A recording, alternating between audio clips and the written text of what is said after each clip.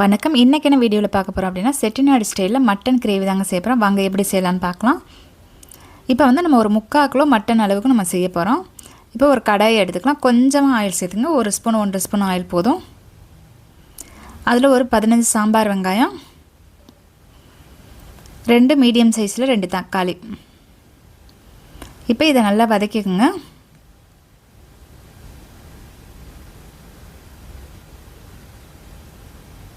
இப்போ நல்லா வதங்கிடுச்சு. இதை நல்லா ஆறட்டு நம்ம அரைச்சி தான் சேர்க்க போகிறோம். இதை தனியாக வச்சுடுங்க. இப்போ ஒரு குக்கர் வச்சுக்கலாம். இதில் ஆயில் சேர்த்துக்குங்க. ஆயில் சூடானது கொஞ்சமாக சோம்பு, இது கூடவே 2 ஏலக்காய்,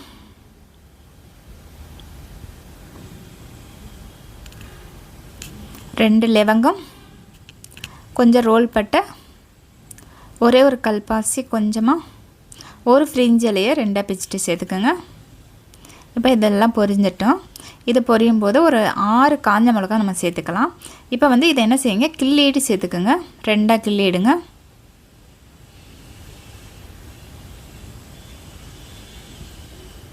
இப்போ இதெல்லாம் கிண்டி விடுங்க. லேசாக பொரிஞ்சதும் இது கூட ஒரு 10 சாம்பார் வெங்காயம் பொடியாக கட் பண்ணி வச்சுருக்கேன். அதையும் நம்ம சேர்த்துக்கலாம்.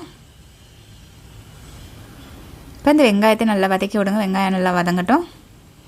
இது கூடயே ஒரு கொத்தளவு கறிவேப்பிலை, இது கூட 1 ஸ்பூன் அளவுக்கு இஞ்சி பூண்டு விழுது. இப்போ இஞ்சி பூண்டு பச்சை வடை பிறந்தடி நல்லா வதக்கி விடுங்க. இப்போ இது கூட மசாலா சேர்த்துக்கலாம்.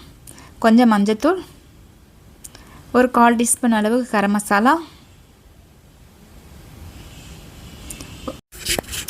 1 ஸ்பூன் அளவுக்கு தனி மிளகாத்தூள், 1 ஸ்பூன் அளவுக்கு தனியாத்தூள்.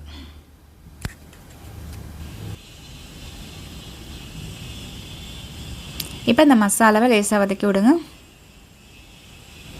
இப்போ நம்ம கழுவி வச்சுருக்க மட்டனை சேர்த்துக்கலாம்.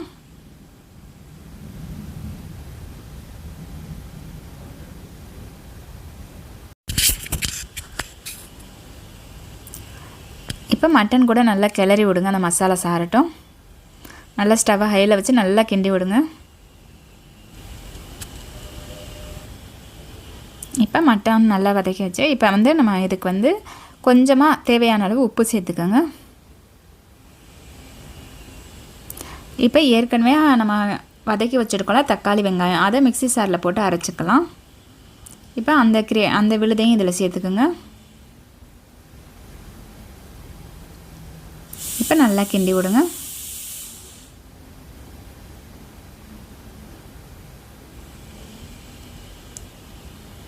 இப்போ நல்லா வந்து மசாலாலாம் கிளறியாச்சு. இப்போ கொஞ்சமாக தண்ணி சேர்த்துங்க. அந்த மிக்ஸி சாரை கழுவிட்டு கொஞ்சமாக, ரொம்ப வேணால் கொஞ்சமாக ஒரு கால் டம்ளர் அளவுக்கு தண்ணி சேர்த்துக்கோங்க. இப்போ கிண்டி விடுங்க.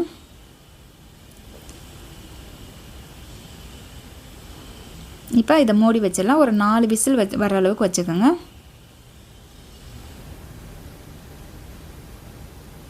இப்போ ப்ரெஷர் போன பிறகு ஓப்பன் பண்ணிக்கலாம்.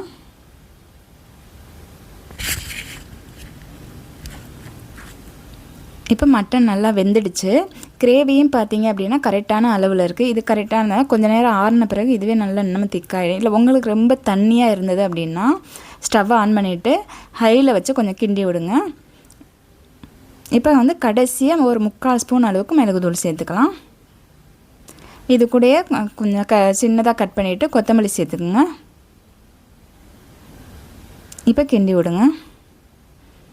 இப்போ வேறு பாத்திரத்தில் மாற்றிடுங்க. அவ்வளோதாங்க, சூப்பரான மட்டன் கிரேவி ரெடி ஆகிடுச்சு. கண்டிப்பாக செஞ்சு பாருங்கள், ரொம்ப நல்லாயிருக்கும். இந்த வீடியோ பிடிச்சிருந்தது அப்படின்னா என்னோடய சேனலை சப்ஸ்கிரைப் பண்ணிவிடுங்க, லைக் பண்ணுங்கள், கமெண்ட் பண்ணுங்கள். நன்றி. அடுத்த வீடியோவில் பார்க்கலாம்.